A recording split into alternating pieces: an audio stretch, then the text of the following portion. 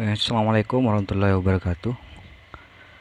Kita ketemu lagi di minggu ini, tetap membahas tentang masalah kesetimbangan fasa atau diagram fasa.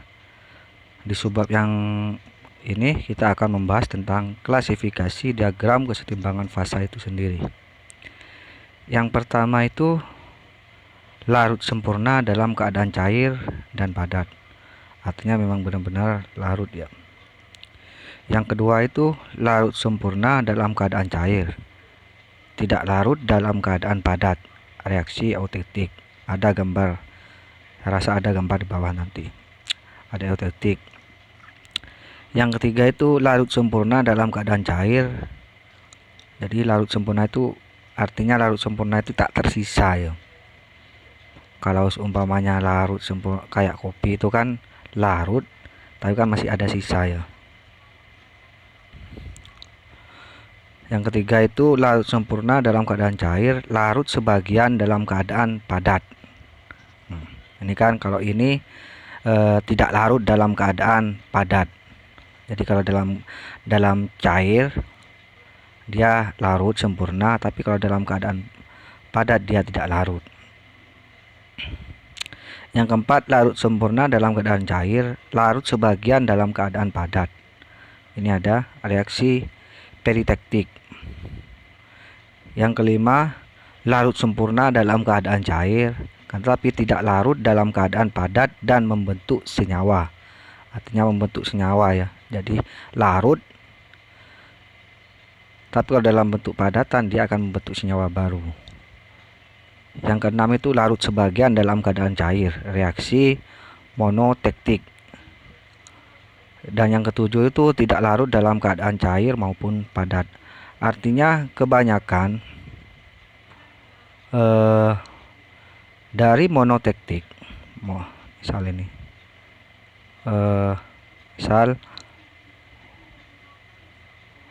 misal eutektik, peritektik, dan monotektik ini dari ketiga ini untuk menentukan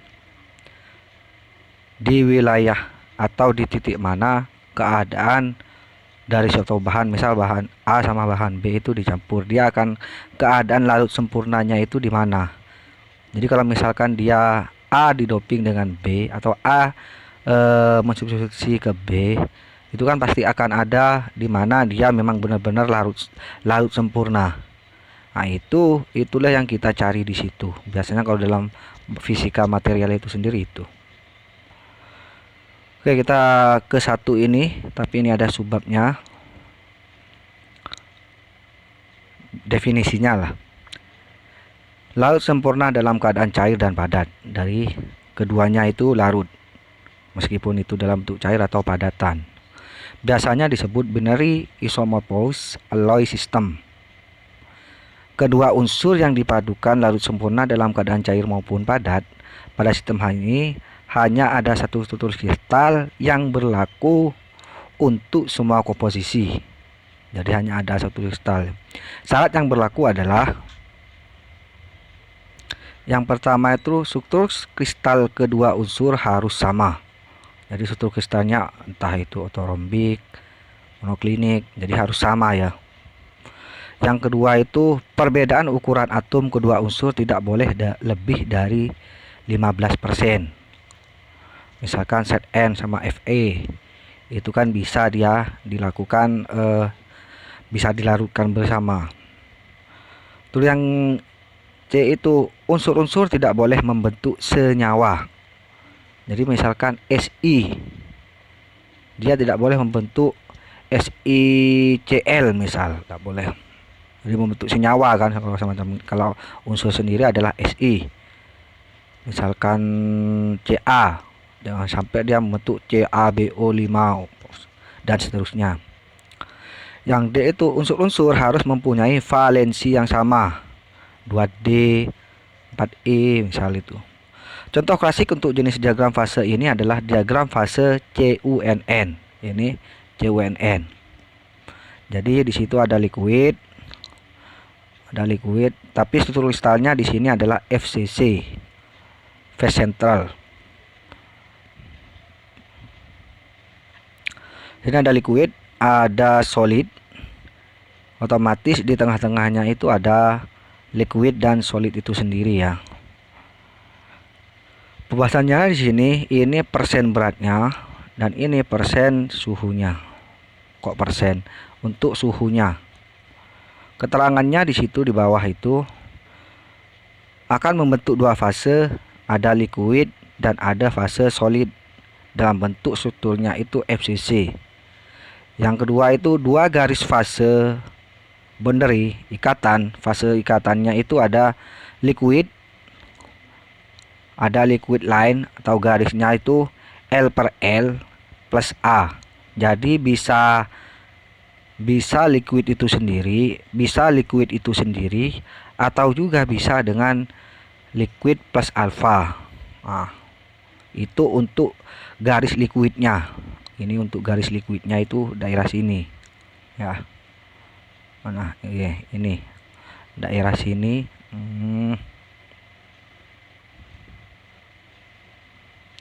Untuk yang ini the liquid lines itu bisa ini atau bisa ini. Jadi untuk garis lainnya itu berarti daerah sini ya. Terus the solid line itu bisa alpha. Jadi bisa solid itu sendiri. Atau garis alpha per liquidnya. Untuk garisnya dari keterangan ini ya. Terus yang ketiga itu tiga area fase. Ada liquid plus alpha, ada alpha itu sendiri atau solid itu sendiri. Itu terangan dari gambar. Dan selanjutnya itu untuk aturan kaidah lengan. Itu yang pertama itu ini dari ini ya, dari ini.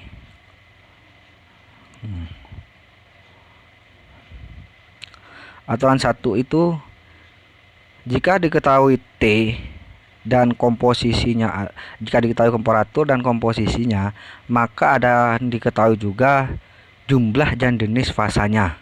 Artinya di sini contohnya itu bahwa A itu ada di temperatur 1100 ini A, dan persen beratnya Ni itu ada di 60. Berarti kan ini kan ya. Itu adalah satu fase, artinya fase solid itu sendiri, fase padatan. Yang B itu ini ya. B itu di suhu 1250, berarti ini. Persen berat Ni-nya itu 35, berarti ini. Sekitaran ini. Berarti dia ada di dua fase. Dua fasenya itu liquid dan alpha.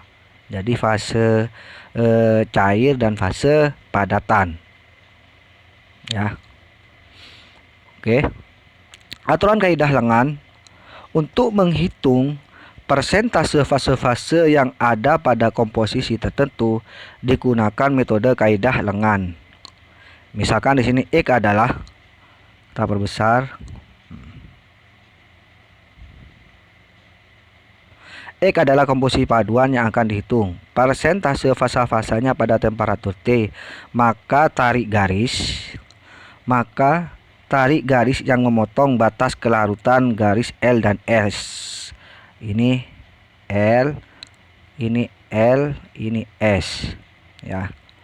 Jadi kita potong aja garisnya. Berarti L sama S. Kita potong. Potongan ini sudah garis garis anunya itu garis putus-putusnya. Jika X sama dengan W0, jadi jika X sama dengan W0 berarti kan daerah sini. Nah, persen beratnya itu masih 0 dan L adalah W1. Nah, L adalah W1. Terus dan S itu sendiri adalah WS ini.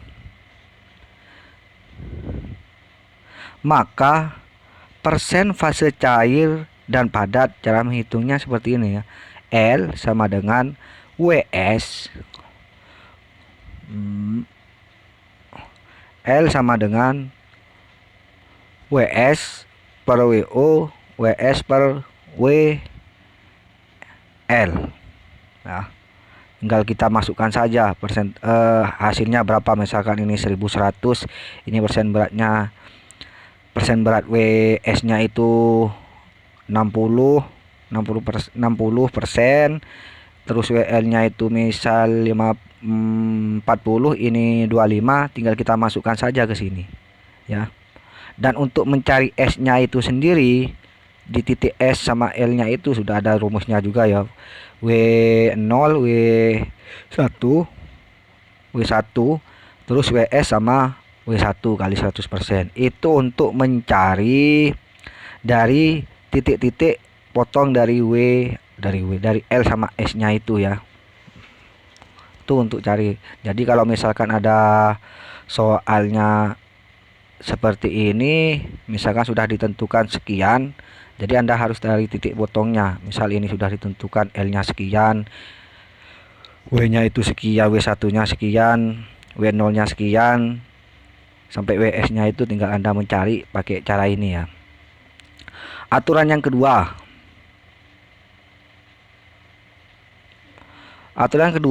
jika diketahui temperatur dan komposisinya, jika yang diketahui sekarang temperatur dan komposisinya,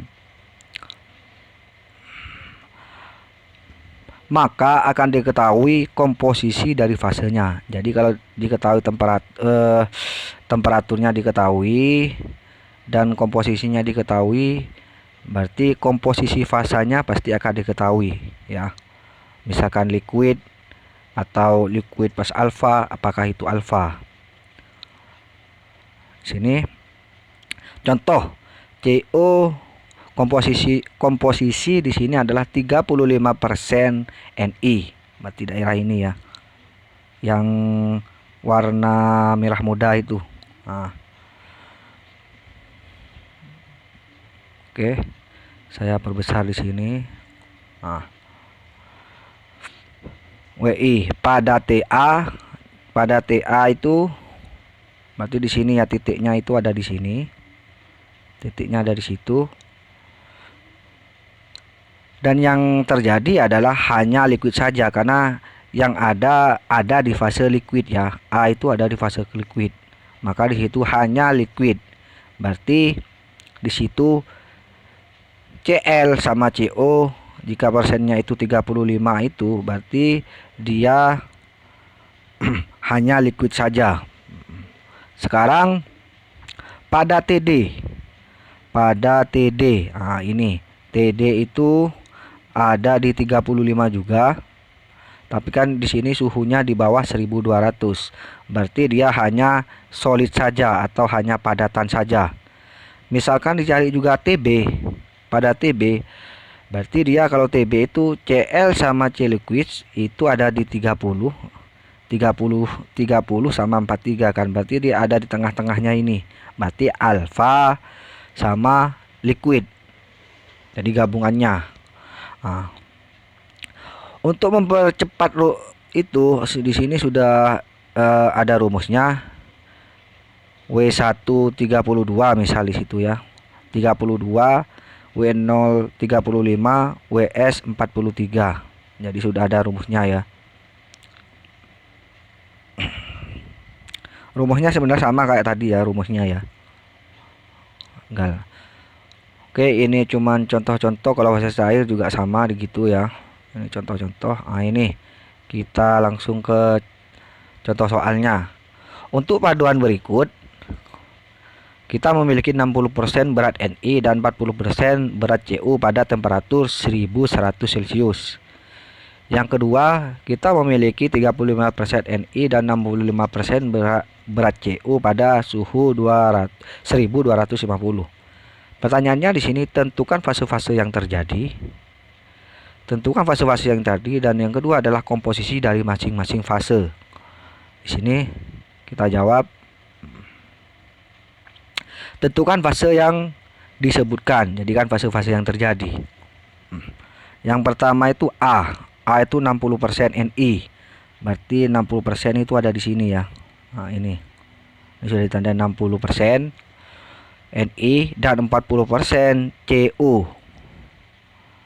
Cu nya kan di sini. ini ada di suhu 1100, berarti 1100 ini berarti ya poin A itu ada di fase liquid. Kan ada di fase liquid.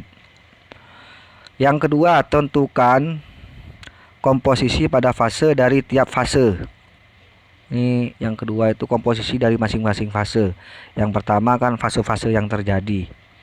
Ini yang kedua itu, tapi tetap yang kedua itu yang ini ya. Itu kan komposisi yang terjadi. Tentukan komposisi dari tiap-tiap fase. 60% WT, 60% berat Ni, dan 40% berat Cu di 1100.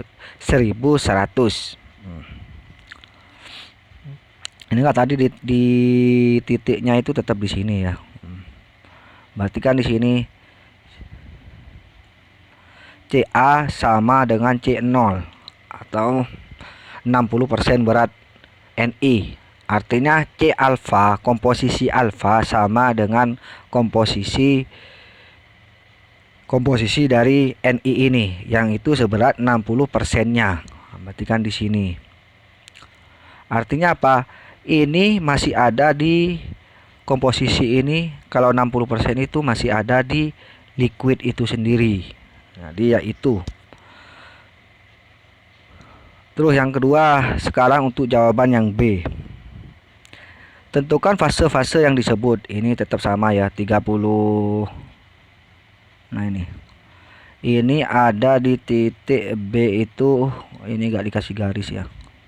Nah, ada di 35% berat Ni. Berarti ini kan. Ini. Maka di situ ada di poin B itu ada di alfa dan L fase. Berarti ada di fase liquid dan fase solid. Terus jawaban yang nomor 2 itu tentukan posisi dari masing-masing fasenya. Kita masukkan rumusnya itu seperti ini. Tinggal kita masukkan. Ntar kalian sambil membaca ini ya. Kita masukkan itu WL sama dengan Ca CO Ca min Cl, atau sama dengan S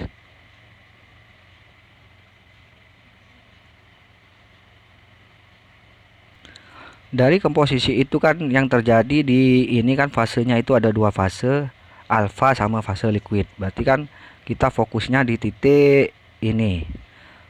Kalau yang sudah dibahas di depan itu kan kita harus mencari titik potongnya. Berarti kan ini sudah jelas. Ini ada Cl, ada Co, ada Ca. Artinya kalau Ca ini sendiri adalah dia masih ada di fase alfanya atau fase solidnya. Ini ada di fase Cl-nya, jadi fase liquidnya. Sedangkan di sini B itu sendiri adalah komposisi dari keduanya yang ditanyakan kan, atau yang diketahui. Di sini sudah ada rumusnya untuk mencari WL itu sendiri, untuk mencari persen berat, karena kan di sini ada dua, alfa sama liquid. Berarti kan kita harus tahu dua fase itu alfanya berapa dan liquidnya berapa. Maka di sini ada WL dan W alfa. Rumusnya sudah jelas. Kalau WL itu Ca min Co, Ca min Cl, atau S per R tambah S. Untuk yang WA juga CO min Cl, Ca min Cl. Dengan ini keterangan bahwa W itu adalah fraksi berat zat dan C itu adalah persen berat zatnya. Itu ada keterangan lagi di situ 35% Ni dan sampai 65% Cu pada suhu 1200. Itu ada dua faya ini. Keterangannya untuk menunjukkan yang ini. Gambar tilaimnya itu komposisi La-nya. La-nya di sini L atau A per L min Ca itu sebesar 40. Jadi dari hitungan ini sudah dapat itu bahwa itu adalah 42,5 Ni. Sedangkan untuk komposisi yang kedua itu atau Wa-nya itu sekitar 31,5 Ni. Itu sudah hitung-hitungan dari ini ya. Anda hitung sendiri juga nggak apa-apa. Oke, sekarang kita ke pendinginan equilibrium atau pendinginan yang seimbang pada sistem biner CUNI. Nah, ini sudah ada gambarnya, tinggal kita memperhatikan keterangannya saja ya. Yang pasti kalau misalkan itu ada di titik A, itu sudah dijelaskan ada di titik A. Itu karena A itu liquid, berarti dia murni kan liquidnya. Sedangkan di situ di titik B karena dia sudah menyentuh titik atau batas liquid dan alfa, makanya situ ada bintik-bintik. Artinya situ dikasih keterangan L-nya 35 Ni dan alfanya 46 Ni. Nah, setelah itu di titik C itu sendiri dia akan semakin banyak. Karena apa? Dia sebanding ya, karena dia sudah ada di titik tengah-tengahnya. Dan ada juga di titik D. Titik D ini sudah mulai dia mendekati solidnya, makanya lebih banyak yang birunya. Terus yang E itu dia sudah pasti atau otomatis dia murni sudah jadi padatan, makanya biru-biru semua. Kita lihat di ini keterangannya, perhatikan bahwa CO atau komposisi 35% Ni di sini ya, komposisinya itu, ini keterangannya. Terus pada pendinginan L itu, pada pendinginan pada liquid itu sendiri 35% sampai ke 32 sampai ke 20 ke 24. Jadi dari 35 turun ke 20 sampai turun ke 24 ini masih dikatakan ini masih bisa dikatakan liquid. Nah, sekarang pada yang dikatakan alfa apabila 46, jadi kita anggap ini 46 ya di sini. 46 sampai ke menuju 43 sampai ke 36. Jadi di sini ini sudah dikatakan bahwasanya fasenya adalah fase padatan. Tuh. Pendinginan yang seimbang, kecepatan pendinginan sangat lambat, memberi kesempatan untuk pengaturan komposisi. Artinya pendinginan misal dari ini ya, dari ini dia didinginkan secara perlahan, maka bahan itu akan menyatunya itu seimbang. Jadi kan masih ada waktu dia untuk memberi jarak sama yang lain.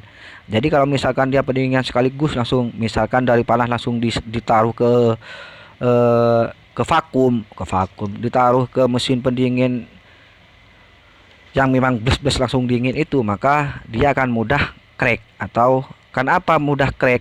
Karena dari fase cair itu dia masih belum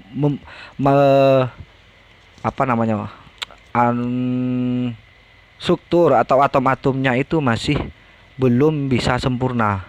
Moro-moro kan dia langsung jadi padatan plak. Dia kan belum menyeimbangkan atom-atomnya itu. Tapi kalau dia secara perlahan, maka atom itu akan menyempurnakan. Jadi dia akan menempati ruang yang memang benar tempatnya dia. Tuh, yang dikatakan di pendinginan yang seimbang ini. Oke, untuk sementara itu saja ya. Untuk minggu ini. Untuk minggu depan kita akan membahas tentang larut sempurna pada keadaan cair. Jadi kita satu persatu ya. Kalau tadi itu tentang larut sempurna itu dalam keadaan cair dan padatan. Kalau minggu depan kita akan membahas tentang masalah larut sempurna dalam keadaan cair tapi tidak sempurna dalam keadaan padat. Biasanya itu disebut dengan eutentik. Jadi kita bersatu, ada eutentik. Oke, kita ketemu minggu depan. Assalamualaikum warahmatullahi wabarakatuh.